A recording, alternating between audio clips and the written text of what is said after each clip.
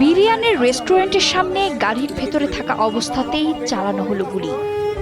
দুটি গুলি বুকের বাম দিকে লাগে, একটি পেটে। বোঝাই যাচ্ছে পেশাদার হাতের কাজ।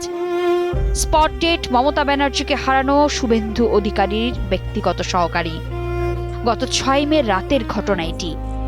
উত্তর 24 পরগনার মধ্যগ্রামে চন্দ্রনাথ রথকে এভাবেই গুলি করে হত্যা করা হয়েছে। চাঞ্চল্যকর এই হত্যাকাণ্ডের পর রাজ্যে নতুন করে আইন শৃঙ্খলার অবনতি নিয়ে প্রশ্ন উঠতে শুরু করেছে। ঘটনার ভয়াবহতা এবং খুনিদের নিখুঁত পরিকল্পনা দেখে তদন্তকারীরা নিশ্চিত যে এটি কোনো অপেশাদার অপরাধীর কাজ নয়, বরং সুপরিকল্পিত কোনো পেশাদার হিট স্কোয়াড এই অপারেশন চালিয়েছে। পুলিশি তদন্তে উঠে এসেছে যে খুনের দিন রাত 10টা থেকে সোয়া 10টার মধ্যে নিজের ব্যক্তিগত গাড়িতে চড়ে বাড়ি ফিরছিলেন চন্দ্রনাথ রথ। মধ্যম গ্রামের দোলতলা সাহারা ব্রিজের কাছাকাছি ছোট একটি নিশান গাড়ি ব্যবহার করে তার গাড়ি আটকায় ঘাতকরা। প্রত্যক্ষদর্শী এবং সিসিটিভি ফুটেজ থেকে জানা গেছে ঘাতক চক্রটি 2টি বাইকও ব্যবহার করেছিল। ওই দিন বিকাল থেকেই গাড়িটিকে সংশ্লিষ্ট এলাকায় রেকি করতে দেখা গেছে। মূল হামলার সময় ঘাতকদের গাড়িটি চন্দ্রনাথের গাড়ি আটকালে পাশ থেকে বাইকে আসা ঘাতকেরা পয়েন্ট ব্ল্যাঙ্ক রেঞ্জ থেকে নির্বিচারে গুলি বর্ষণ করে। চন্দ্রনাথের সঙ্গে গুরুতর জখম হন তার ড্রাইভারও। স্থানীয় হাসপাতালে নিয়ে গেলে চন্দ্রনাথকে মৃত ঘোষণা করা হয়, আর চালক এখন কলকাতার হাসপাতালে চিকিৎসাধীন। তদন্তে নেমে পুলিশ যে নিশান গাড়িটি বাজেয়াপ্ত করেছে তা থেকে স্পষ্ট যে খুনিরা গুছিয়ে কাজ করেছে।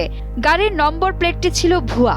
গাড়িটির চ্যাসিস নম্বর এবং রেডিয়েটরের পাশের পরিচিত স্টিকার ঘষে মুছে ফেলা হয়েছে, যেন তদন্তে গাড়ির মালিকের হদিশ পাওয়া না যায়। রাজ্য পুলিশের পক্ষ থেকে জানানো হয়েছে ঘটনাস্থল থেকে তাজা গুলি ও গুলির খোসা উদ্ধার করা হয়েছে।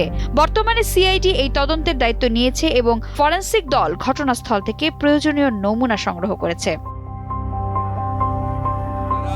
সহকর্মীর মৃত্যুতে শোকবিহ্বল পশ্চিমবঙ্গের শুভেন্দু অধিকারী এই ঘটনাকে পরিকল্পিত এবং ঠান্ডা মাথার খুন হিসেবে অভিহিত করেছেন। তিনি বলেন, 2-3 দিন ধরে রেকি করে হামলা চালানো হয়েছে। সিসিটিভি ফুটেজে পুলিশ গুরুত্বপূর্ণ তথ্য পেয়েছে, তবে তদন্তের স্বার্থে এখনই সেই তথ্য জনসম্মুখে আনা হচ্ছে না। শুভেন্দু আরও জানান যে এই খুনের পেছনে রাজনৈতিক ষড়যন্ত্র থাকতে পারে, তবে নির্দিষ্ট করে এখনই কারোর নাম নিতে চাননি তিনি রাজ্য সরকারকে আক্রমণ করে বলেন, গত 15 বছর ধরে চলা জঙ্গল রাজ এর কারণেই এমন অপরাধ সম্ভব হচ্ছে।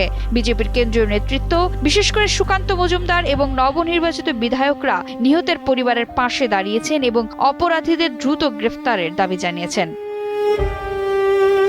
ঘটনার পর থেকে মধ্যমগ্রাম এলাকায় ব্যাপক চাঞ্চল্য বিরাজ করছে। বিজেপি কর্মীদের মধ্যে ক্ষোভ থাকলেও শুভেন্দু অধিকারী তাদের শান্ত থাকার পরামর্শ দিয়েছেন। পুলিশের দাবি হত্যাকারীদের শনাক্ত করার কাজ অনেকটা এগিয়েছে এবং খুব শীঘ্রই বড় কোনো মোড় আসতে পারে। চন্দ্রনাথ রথের মরদেহের ময়নাতদন্তের রিপোর্টে জানা গেছে গুলিতেই হৃৎপিণ্ড ছিদ্র হয়ে যাওয়ায় তার দ্রুত মৃত্যু হয়েছে। এখন দেখার পেশাদার এই খুনিদের জালে পুড়তে পশ্চিমবঙ্গের রাজ্য পুলিশ তথা গোয়েন্দারা কতটা দ্রুত সাফল্য পান।